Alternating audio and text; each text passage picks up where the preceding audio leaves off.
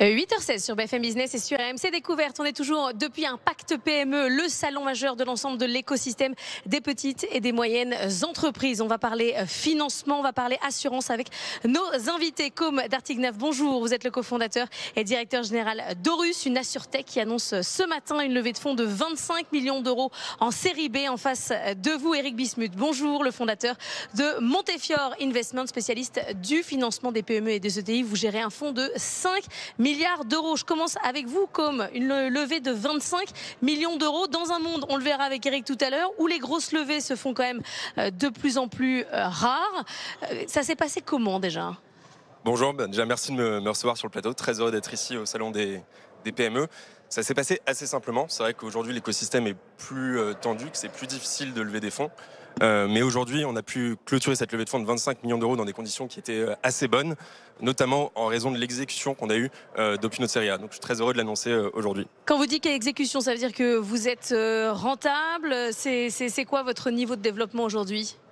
Alors on s'est lancé en 2021 et aujourd'hui on assure déjà plus de 30 000 clients, sachant qu'on avait fait la série A, on avait à peu près 2000 clients. Donc on a multiplié notre chiffre d'affaires et notre base client par 15 en un peu moins de 2 ans, ce qui est déjà assez exceptionnel en ce moment.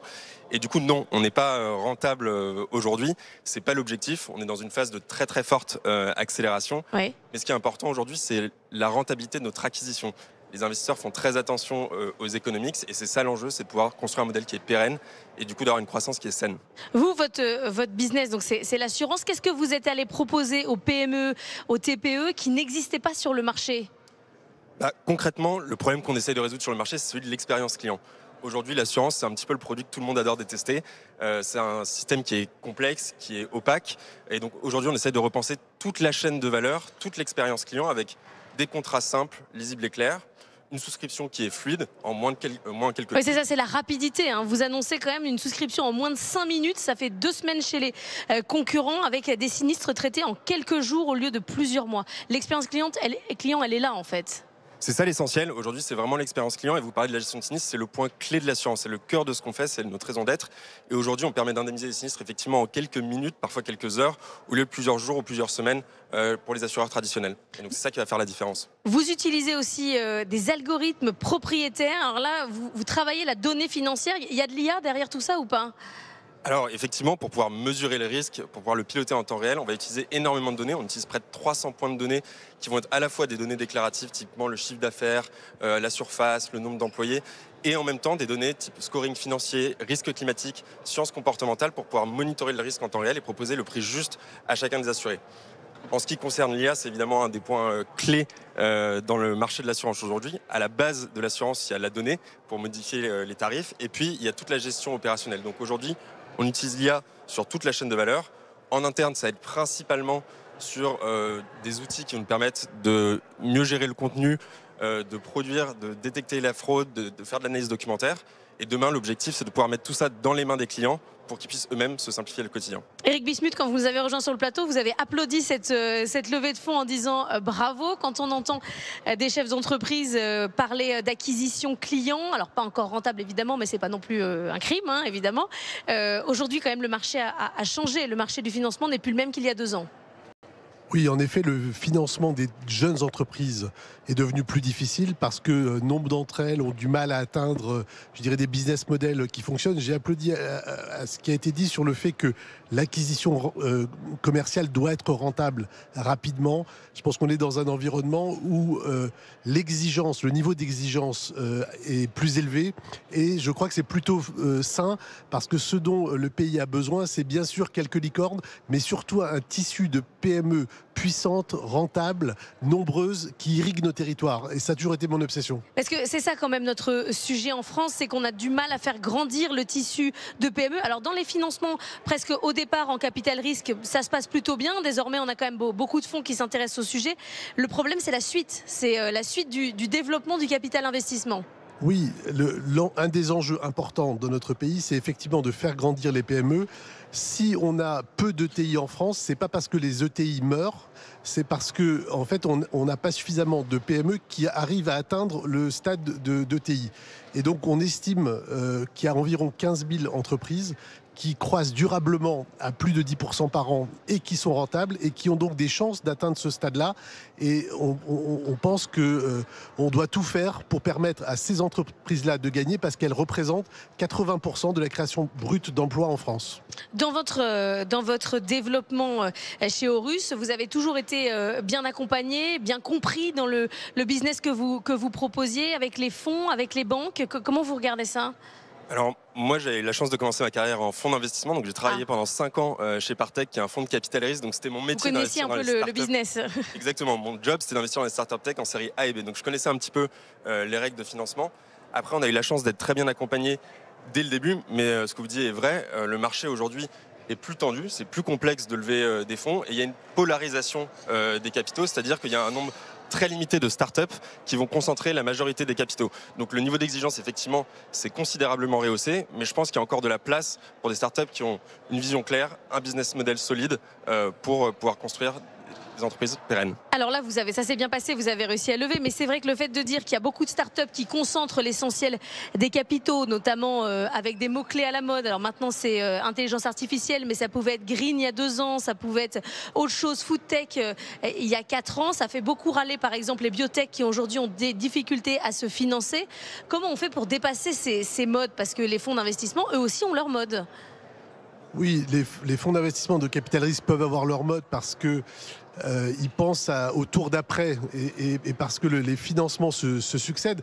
Je pense qu'une des façons d'être moins dépendant de tout ça, c'est aussi peut-être pour les jeunes entrepreneurs de penser un peu moins rêve de licorne et un peu plus rêve de PME solide. Vous rêvez licorne ou pas chez Aurus ? Alors nous, la licorne, c'est pas une ambition en soi. Notre ambition, c'est de créer un leader européen. Et donc je pense que si on arrive à construire un leader européen sur ce marché-là, le reste suivra. Mais la licorne en soi, c'est pas un objectif. Mais le lever, la valorisation à 1 milliard, c'est plus un rêve.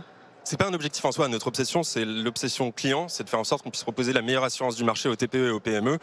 Et si on arrive à le faire, si on arrive à construire un leader, si on arrive à assurer des centaines de milliers, voire des millions d'entreprises demain, le reste suivra. Il a les bonnes réponses, Eric Bismuth. Très bien. Il parle acquisition client au lieu de parler licorne. Mais ce sujet-là, il est important parce qu'on a beaucoup entendu, notamment tout au long de l'année dernière, une sorte de, pas d'animosité, mais d'énervement un peu de la part des PME territoriales, de dire il n'y en a que pour les startups, on parle que licorne, on envoie de l'argent sans vérifier quels sont les business models. On est revenu quand même à une normalisation qui est peut-être une bonne chose pour l'ensemble du tissu. Alors moi, je ne cherche pas à opposer les différentes catégories d'entreprises. Mais ce qui est certain, c'est que pour avoir un tissu économique extrêmement irrigué, les jeunes entrepreneurs qui ont des projets pertinents doivent aussi penser à des modes de financement de type bootstrapping, comme on dit, où on arrive... C'est quoi bootstrapping ? Ça veut dire qu'on n'a pas besoin de faire des levées tous les 2 ans pour développer son entreprise. Ça, c'est pas adapté à tous les contextes, mais c'est adapté à 80% des contextes des futures belles PME de la France. Et donc ces jeunes entrepreneurs, ils peuvent garder une part de leur capital plus important. Ils vont investir un peu moins vite, mais ils vont peut-être construire des bases solides. Et à côté de ça, il y a d'autres entreprises qui ont besoin d'aller très vite, qui ont l'ambition d'être leader européen. Et ça nécessite un mode de financement différent, comme on vient d'en parler. L'actualité nous pousse évidemment à parler beaucoup de la réforme des retraites avec ce conclave qui a pris fin hier soir sur un échec. Ce nouveau rendez-vous donné par François Bayrou à l'ensemble des partenaires sociaux et du patronat. Derrière ce sujet retraite, il y a le sujet coût du travail. Le patron de la CPME nous a dit il y a quelques instants que c'est pour ça qu'il se bat en fait. C'est pour éviter que l'ensemble du système soit financé par les entreprises à travers le coût du travail. Ça reste un frein, le coût du travail, Eric Bismuth ? Moi, je pense que c'est un vrai sujet qu'il va falloir absolument mettre sur la table. En moyenne, et depuis des décennies, les PME françaises sont plutôt moins rentables que leurs confrères européens. C'est essentiellement lié à ce sujet. Tout le financement de notre protection sociale repose très largement sur le travail. Quand on prend un peu de recul, on comprend immédiatement que c'est aberrant. La transition est compliquée. Et donc, il ne s'agit pas de se payer de mots, mais c'est un sujet qu'il va falloir mettre sur la table. Est-ce que chez Aurus, vous voulez vous déployer à l'international, notamment en Espagne ? Vous vous sentez un boulet au pied ? Vous vous sentez comment dans la compétitivité européenne ? Alors, sur le sujet du coût de travail, effectivement, c'est un sujet qui est important parce que la principale charge qu'on a quand on est une start-up, c'est effectivement les employés. Aujourd'hui, on est 70 collaborateurs et on a l'intention de doubler les effectifs dans les prochains mois pour soutenir notre croissance. Donc, effectivement, c'est une charge qui est importante. Après, au sujet de l'Espagne, on a quand même la chance d'être dans un cadre qui est relativement homogène et du coup qui permet d'avoir une expansion qui est relativement facile à l'international. Et donc aujourd'hui, on a une croissance en Espagne qui est plus soutenue que celle qu'on a en France. Et donc on peut le faire dans de bonnes conditions. Mais vous dites pas en France, je me sens, je fais pas de recrutement parce que c'est trop cher. Est-ce que vous avez parfois cette démarche-là? Alors c'est pour ça qu'on lève des fonds, hein. C'est principalement pour financer une croissance et du coup pour faire des recrutements. Donc aujourd'hui c'est pas le principal frein qu'on a, mais effectivement on est obligé, comme on en a dit tout à l'heure, de faire attention à nos dépenses et donc on est obligé de faire attention à faire les bons recrutements et d'être consciencieux là-dessus. Éric Bismuth, il nous reste 1 minute, mais comment vous trouvez là le tissu des PME aujourd'hui? Il est plus en difficulté qu'à la sortie du Covid. Les PGE, finalement, c'est pas un vrai sujet de remboursement. Les entreprises y arrivent, à part quelques exceptions. Dans quel état on est aujourd'hui? Alors, il y a un ralentissement conjoncturel, il y a une baisse conjoncturelle du moral des patrons de PME. À côté de ça, je pense qu'il y a plusieurs facteurs d'optimisme. Premièrement, on a un dynamisme entrepreneurial qui reste fort, et je crois que c'est un des atouts de la France. On a des savoir-faire, on a un capital humain qui est remarquable. On est à l'aube de transformations très importantes qu'il va falloir financer et accompagner, organiser. Donc, avec le soutien du capital investissement, qui est le véritable adjuvant stratégique de ces transformations, je reste extrêmement optimiste. Mais on a quand même un sujet de demande. C'est-à-dire que les carnets de commandes ne sont pas pleins, là. Moi, oui, à court terme, il y a un sujet de demande, mais je pense que si on travaille sur l'offre, je ne suis pas du tout inquiet sur la demande. Merci beaucoup à tous les deux de m'avoir accompagné ce matin. Merci. Depuis Impact PME à Station F, qu'on continue de suivre toute la journée sur BFM Business.